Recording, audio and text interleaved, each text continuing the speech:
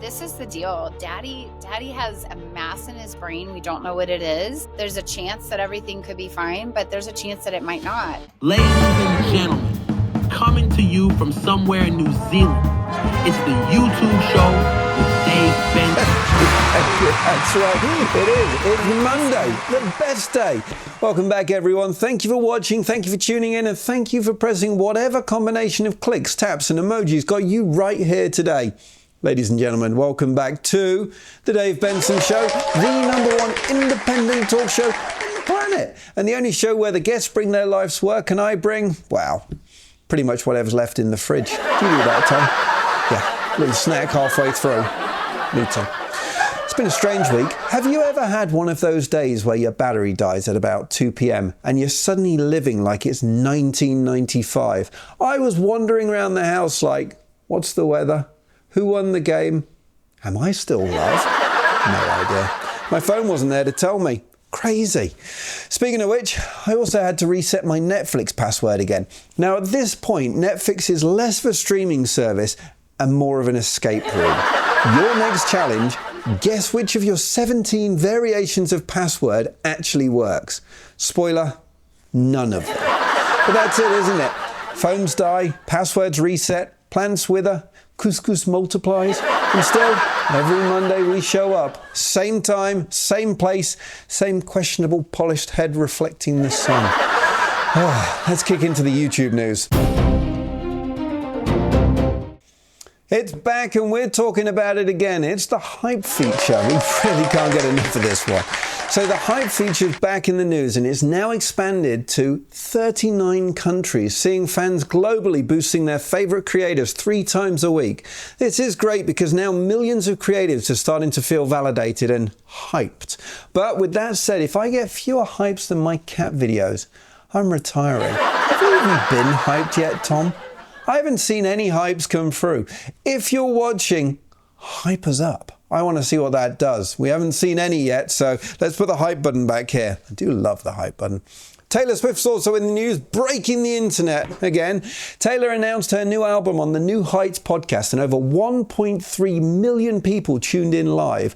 That's not a live stream, that's a Taylor quake. If she sneezes into a microphone, it'll chart on Billboard. Meanwhile, when I release something, not even my kids show up. Summer's out, pumpkins in. YouTube's currently flooded with end of summer montages and back to school videos. You know it's autumn when half your feed is pumpkin spice recipes and the other half is people crying into their student loan statements. Seasonal content, that's nature's way of saying, please click. And I love this one. Did you see this, Tom? This is fantastic and we're going to watch this. Deep sea live streams. The Schmidt Ocean Institute streamed glowing alien fish from the ocean floor. Thousands of people apparently tuned in and scientists answered questions in real time like, what's that? Is that edible? Forget alien disclosure. Turns out the real UFOs are underwater and they've already got merged. All right, let's click into the podcast news and see what's happening there.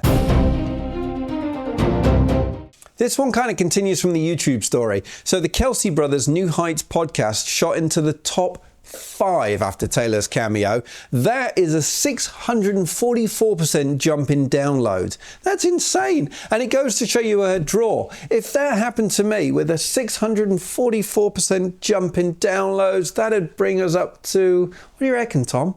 12? 12. That brings us up to about 12 downloads. It's a huge jump.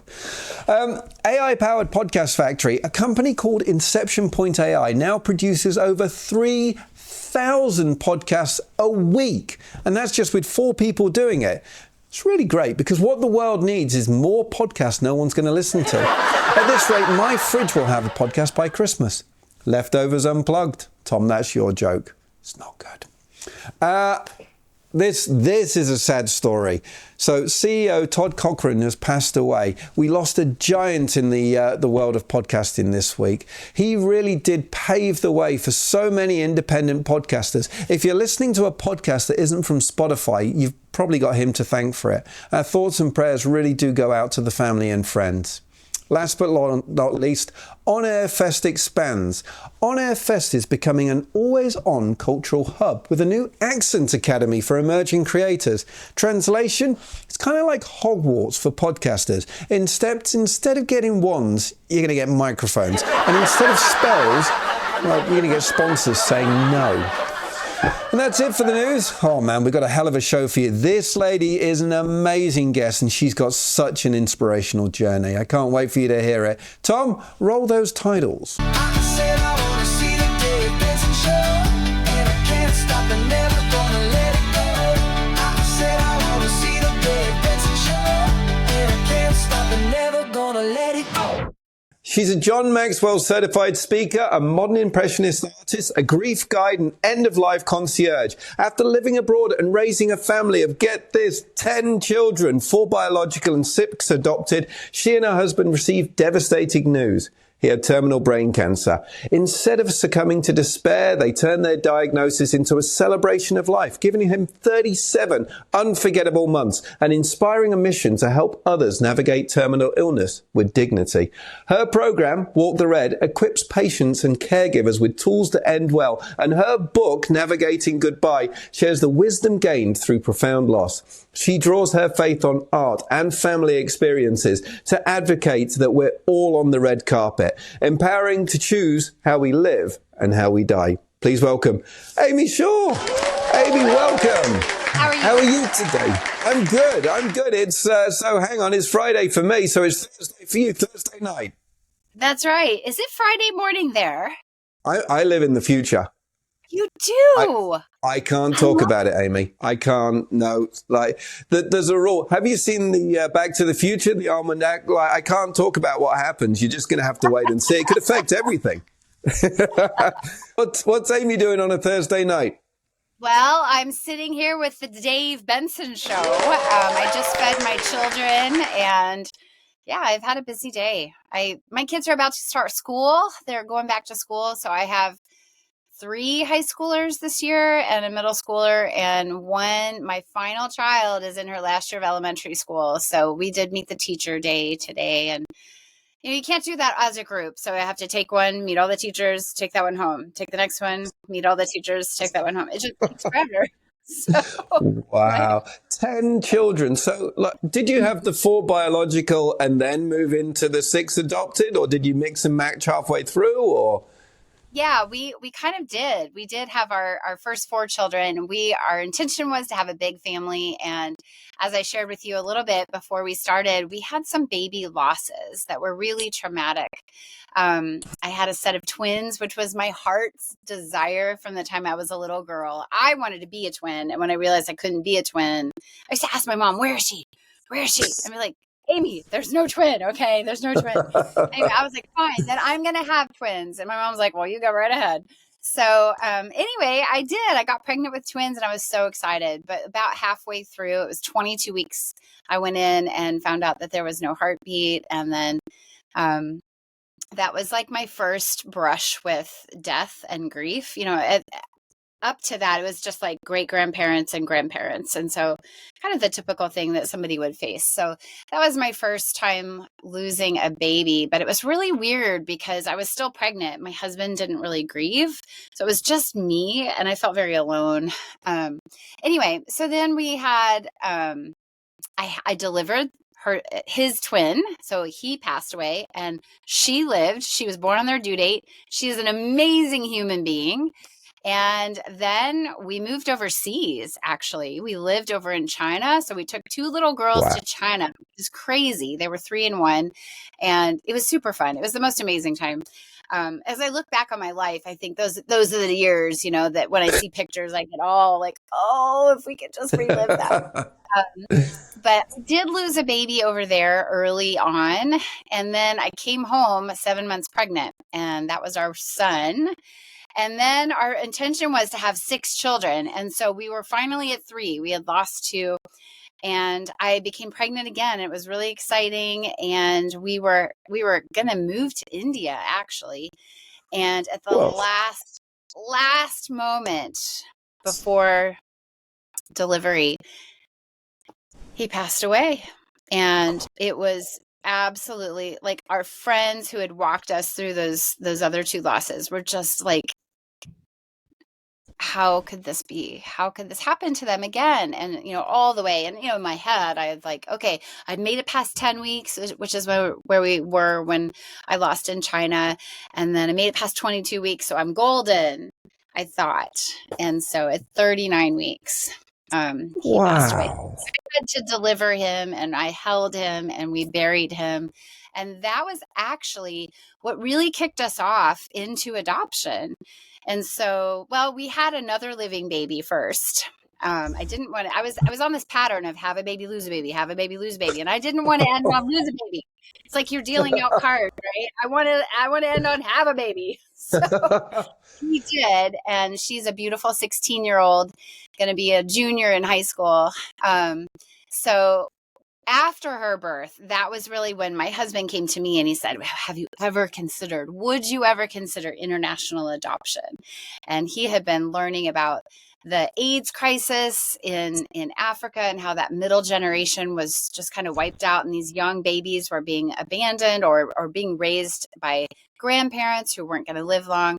And so we did. That was where our adventures in adoption started. We brought home our son from Uganda first, and then we got into adoption from China, actually. And it's interesting that we lived there. We never thought about adoption, but we did. We brought home all these kiddos, and the more we brought home, the more we realized, like, there were enough people that were willing to adopt, but the more difficult the need, the more challenging it was to match families. And so we started looking at some that were a little bit like, not that they are scary at all, but their diagnoses were a little bit more.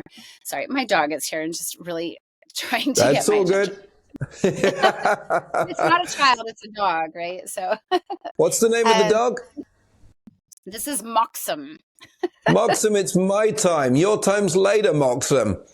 That's right. Oh, goodness. So anyway, there was a phrase later after we had adopted our first child, actually, that kind of came to me all at once, that we were a family who lost children, and we could be a family for children who had lost their families. So it was just this beautiful pairing. And so we became this very large family, and, we were loud and we were chaotic, and some need, help with arms, and some need help with hands, and some we need, hearing aids, and one can't speak, and so we use sign language, and one can't walk and uses canes and a wheelchair. So I mean, we're just kind of all over the map. But the beauty of watching my children love each other and help each other, like setting the table, my daughter, she would walk over with her canes to the counter, lay her canes down. She would get the plates out, but she couldn't carry them and walk with her canes. So my son, who has arthrogryposis and can't lift his arms up, he would take the plates and he would carry them to the table for her. Just stuff like that is happening all the time. And that was just one little snippet that I was like, hey, that's really cool. But that stuff is happening all the time. And so we had this, really amazing family that's how it kind of came together. And then after my husband was diagnosed, we actually brought in another son who was 20 years old, and he chose not to have our last name because he wanted to redeem his last name. And I just love that. Oh. So I actually am a grandma to his 3 children. So fun. Wow. 10 children. Look, I've got 2 children. Okay. And this morning I made the lunch boxes and everything else. And I was like, oh man, I barely got any time. I got to get 10 lunch boxes, 10, that's a lot of work. 10 beddings. I'll tell you that. I was going to tell you the secret. The secret is that they make the lunches. We went to the beach this summer, and I was like, hey guys, so we need lunches, and who's going to make the lunches? Okay, you are, great. And so you start delegating, and who's going to clean the toilets? We come home to clean toilets? Okay, you are, great. So yeah, it's actually easier to have more children than it is to have 2. It really is. Well, they look after themselves, right? Yeah, they do. They absolutely help out. How big's the laundry? Well, they all do their own laundry, with the exception of one. So, wow, yeah. That's impressive. Good on you. So, you started talking that you got to understand what it was when you lost the first twin, to deal with loss. How did you understand how to deal with that? Because that's something. I mean, did it feel different for you as soon as you found out? Like, the week before, you're like, oh, I've got something that I can feel too, and now there's something different. Or was it all mental that it felt different? I don't know. I don't know that I physically felt the difference, but I was so heartbroken. And I remember being very angry that my husband wasn't grieving. I think when you're a married couple, something like that, losing a child, it either forces you apart or you get closer. And I think that first loss had that threat to it to really, separate us, because I was so angry. I was angry. You go through those different stages, and anger is one of the stages. And so my anger shifted to him because he wasn't sad and he was going on with life. And I remember him telling me, well, Amy, you're still pregnant, or you're still having a baby. And that was how the world perceived it, Wow. was, yeah, you lost, but you're still pregnant. And so, it's kind of like when people quip, oh, you can have another baby. But I didn't, I wanted both of them. And so I kind of quieted down a little bit. And when I did have my daughter, I remember I was grieving so terrible. And I remember thinking, oh, if I can just see the placenta, I'll be happy. I'll bury the placenta. So weird. But even the second placenta had gone. It just vanished. It just kind of reabsorbs into who knows where. Wow. And so that was so sad to me. There was no evidence that I even had two babies. And so I think, it was, my husband said to me, you still, Amy, I am sad for you, but it was really your childhood dream. It wasn't mine. And so I recognize that it's your broken dream. And not that he didn't care, but he was able to kind of help me think through it. It was your broken dream, and it was, you are still pregnant. So it's really hard for me to look at you and feel sad because you're still pregnant. So, Wow. it was its own hardship. But I do remember talking to a woman who had the same exact situation. My hairdresser introduced us, and we just had one phone call. And I'll tell you, it was one phone call, Dave, that made the difference for me. And I was on the phone with her. Her daughter then was 2 years old. So this whole loss had happened 2 years previously. And she was the most bitter person I'd ever spoken to in my life. And she was so angry at it all. And I remember thinking, I have a choice. I have to make a choice here. Am I going to become bitter, or am I going to go ahead and feel all the things and really go through this? And I think that was kind of the beginning of me learning to grieve. And then I had to let Brian deal with or not deal with his grief on his own. Because really, when we lost our son, Oscar, our full-term son, he also didn't do it the same way. And his grief, this time he couldn't not feel it because we held him, and, it was very, very tangible. We drove away from the hospital with an empty car seat. We went home, and, his brother had gone to our house and taken the crib down. It was hard. There was no missing that, for me. I had all the postpartum loss stuff, but he decided to stuff those emotions, and I was doing grief work. I was journaling. I was weeping. I was just letting it all out, as I kind of do, let everything out. But he, no comment. He kind of stuffed things, and that ended up, and that's just kind of one of those keys that I do try to share with families, is that it's so healthy for you to cry. It's so healthy for you to let this stuff out in whatever way, whether it's painting for me, or journaling, or talking with someone, doing something, maybe nature walks, whatever it would be. Because when you stuff and you say, I don't like that feeling, and you push it down, eventually it builds up so much negative emotion, and you can't stop it, and it comes bursting out. And then you can't control when it bursts out and where it bursts out and how it bursts out. So my husband had a good bit of that, and that was hard, and that kind of hit him later on. And, we were a good team. We really worked together, and we made it through that. And it was, then we had about a 2-year period there before I was pregnant with our final daughter. And it was hard. That was a hard space. But Yeah. what it did, it gave us muscles of grieving, and how do we lose things, and how do we deal with hardship in the world? We had already had, living in China was not easy. We had another time before that we were in New Mexico, and life was hard. And we learned through those hardships, like, oh, if you do this, it makes things better. Oh, if you have this perspective, it changes things and you can endure. So by the time he got that terminal diagnosis, we had some muscle built. I don't think we had that muscle built. It was a new muscle. It was definitely a new muscle. I can't imagine. And this is not the first time. Actually, it's funny. So I had someone on called Jen Hardy. I don't know if you saw that episode, but Jen Hardy is an inspirational person. She was very similar, given a diagnosis of 12 months to live. And she took it, and she's totally transformed what she does, her life. She moved her family to a small island, and she's got lots of kids as well. And she didn't tell anyone. That was one of the key things. She just said, we're moving, and she's still alive today. And if you've not seen her show, check it out. She is a true inspiration. But receiving that diagnosis, man, I can't even imagine. You've got 10 children or 9 children possibly at the time, and all of a sudden you get a death sentence in a time period. Like, what does that do to you? Grieving's one thing, but planning, prepping, trying to be pragmatic, but emotional. Yeah, that's a really great way to kind of encapsulate it. It was so overwhelming. It was all the things that you would guess. It was overwhelming, blindsiding, shocking. Just, it felt like not fair.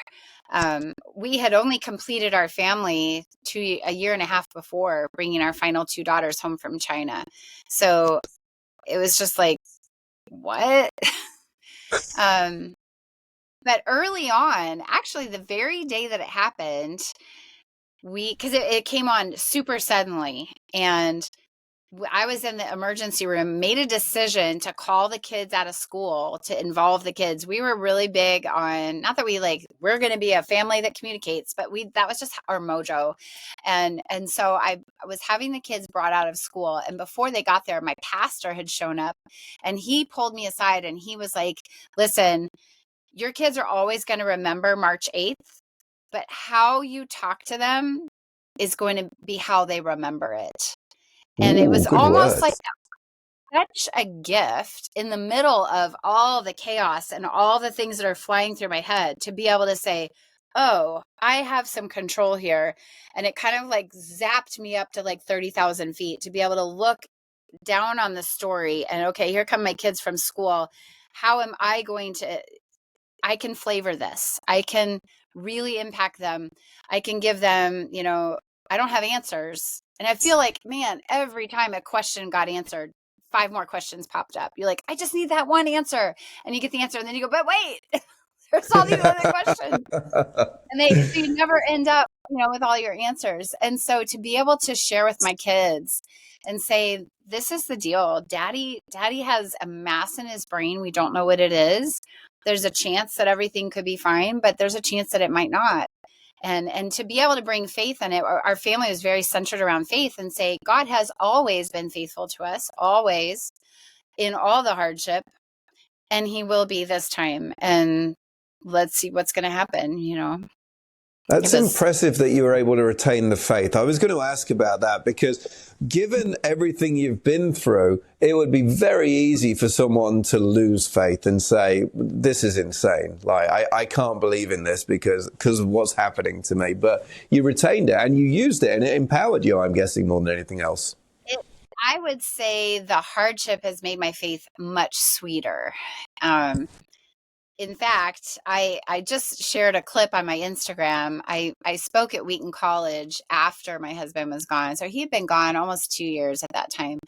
And I said that what I have now in my faith is so good that I wouldn't wish it away. I wouldn't wish to go back to when I had my husband living and all the wonderful help that he was. And an intact family. I wouldn't trade that. If I had to give up what I have with God now, I wouldn't. I would say no thanks. I'll stay where I am, which is Wow. crazy because I love my husband so much. I just he was my joy and delight. I mean, he was just we were each other's soulmates. And so, it's crazy to say that, but I think that's the perspective that has allowed me to shift, is that I know that I'm on the red carpet. I am also heading to the door of eternity. I know that I'm going to be there, and eternity is like forever, ever, ever. Like there's no end to it. And this is just the Yeah. tiniest little part of the front end. So I'm Yeah. okay being without him for a while. I don't like it. Like he doesn't come back and help me. I have all these lots of things going wrong. And my transmission went out of my car the week of my daughter's wedding, and just stuff like that. Like, I don't know what to do. And he just never comes back. He's such a deadbeat. I just think it's so inconsiderate, honestly. It's so rude. It is so rude. Yeah. And honestly, I mean, after he passed, I would find things that he had fixed. He had fixed things before they were broken, because he would see that something was like, he made this thing out of wood for our trash can. And I was like, what in the world is that? And I'm like, oh, he saw that was a problem, and he made this thing, this bespoke thing to fix it. So he was always creative. He was always doing things. I had no idea how things fall apart. I had no idea things fall apart all the time. And Yeah, they when do. he was around, he would see it and he would intervene ahead. And he never told me this stuff. So now things are falling apart. One time my son was like, Mom, it's raining in my closet. I was like, what? Sure enough, in his closet, there's water dripping out from the ceiling. And I didn't know I was supposed to change the furnace filters. Like you change them once and they're good. No, you're doing it. And so I paid thousands of dollars to fix our HVAC system. And that's Oh, what was right in the closet. So just stuff like that, it's crazy. But somehow, I don't know, my faith in God has become so, what I would normally take to Brian, now I just pray about. And I've found him to be so near. And God's really funny. He's so hysterical. He cracks me up. I mean, it's just a really different relationship than any other relationship I've ever had. wow. I used to fight. Brian and I fought like any married couple, and I don't fight with God because he's always right. I tell no, I'm not even going to say that. My wife will kill me. So let's talk about Walk the Red. So that Yes. came out of this. So you developed Walk the Red. Do you want to tell us what that is and what people use this for? Yeah, Walk the Red is kind of the platform that I established so that I can help people. I had a dream one night last fall about a man weeping, and I never saw his face, and his back was to me, and he was just crying and crying and crying. And I knew in the dream, I knew that he was crying because he was diagnosed with cancer, and he was crying because he had nobody to show him how to walk through that. And in the dream, I was like, I know how to do that. And so I decided to go up and I put my arms around him, and he must have turned around and I was hugging him. And you know how dreams are weird. We were standing on a stairs, and I looked up, and there was a big mirror. And in the mirror, I saw this man and me hugging, and my husband was standing behind us, hugging both of us. Wow. And then I woke up. And so I was like, oh, wow. Lord, do you want me to like help people with this? And he had told me back in, so my husband was diagnosed in 2018, and he was told he would have 6 to 12 months, but he actually had 37 months. We had an amazing 3 years. And in that time, I felt like God told me to write a book. And I was like, say what? Like, do you know how busy I am? I wasn't only taking care of all the food and all the shopping and house cleaning and keeping all the kids and all their IEPs and all the medical stuff and surgeries and all that, but I was also now working to figure out the best plan for my husband's treatment and get him. And we were traveling 2.5 hours for treatment and all the appointments and stuff. It was so much. I was like, "And you want me to write a book?" Like, I've never even Wow. written a book. I don't book. So I actually, when the spirit would move and I would feel something emotional, I would run up to my laptop and type a bunch of stuff. And then I saved those. And so I have put some of those in the book, little vignettes and stuff. But so afterwards, actually it was this year, I wrote the book in like 4 days or something. I just like blocked off Wow. the time. I told the kids, I put a sign on the door. I said, Do you know? I'm writing a book. I'll be out in a couple of days. And they were really sweet. My youngest would put little notes and she would shove them under the door. I've saved those. It says, "Mom, I'm so excited. God is telling you to write your book." It's so sweet. But Bless. yeah, it was a lot. It was a lot all at once. But I definitely feel like my faith is stronger. I love my life, which is crazy because what widow says that she loves her life, but I love what I get to do. I love that I get to help people. I love that this book is helping people. I'm using my art I'm painting every month at a local cancer center, painting live and just being able to interact with other people. The pianist that I enjoy playing with, she's been fighting and I feel like she's won. She beat pancreatic cancer. Like that's the Good one on her. cancer that's more than the glioblastoma that my husband had. And so I'm loving that I get to care for people and I get to share joy and love and life with other people. It's just really an amazing gift. So You are an absolute inspiration for what you're doing and for taking what you've been through. And like you said, that one person at the start, you could have gone down a whole different path of being so negative and so upset and so grief stricken to closing the world out, but you didn't. Yeah, and now you're shining a light for others on the way forward and helping them. That's a really strong and like inspirational thing to do. So hats off to you. well, So thank you. It's really the Lord in me because I couldn't do it. I wouldn't do very well on my own. So I have to give him credit. So what's coming up next for you? What can we expect? Any more books? Are you going to do more with Walk the Red? Are you going to take that further? Any more speeches? What can we see in the future? Well, I have something up my sleeve. I've got a couple things up my sleeve. I have a set of characters for a children's book, and it might be a children's Ooh, book or it might be a children's book series, and explaining some of these concepts to children. And I think I'm going to do the illustration, which it scares me because I don't ever really do that. I paint things, but I've never painted like that in that regard. So yeah, that's in my heart to do. I think it would be a really useful tool for families, especially. I really advocate for families sharing with their children what's going on, certainly in age appropriate language, but to not hide diagnoses from family, because it can just cause I've just seen it cause some hardship after someone passes that they didn't have their own time to anyway. So I'm going to use some of these characters and talk about walking the red carpet. Yeah, there's some fun things like that. And I'm also thinking I've got another adult book in my mind. I've written out some stuff. Nothing is official. I need another 4-day run. So Amy, you're an absolute children's books would be a inspiration. lot longer than 4 days. Thank you so much for your time today. Where would you like your details of all your books and Walk the Red? Do you want it to the left, to the right, up above, down below? I want it across diagonal on your face. Diagonal on my face? Done. Straight Yeah, away. if you can That's do where it. it's Forgive me, I'm out of it. Amy, thank you so much for sharing your story. It's an inspiration, like I say, and please keep doing what you're doing because it's making a true difference. We're going to be back right after these messages. And you're saying this is what Tom Cruise does. He doesn't actually get in the plane. He has a green screen behind him and just a joystick. And this works. Does he have it on a desk?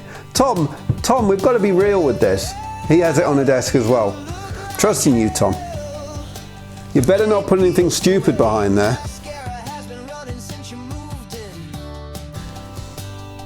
Does he move like this?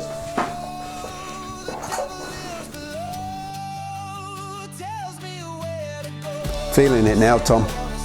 I feel the need. The need for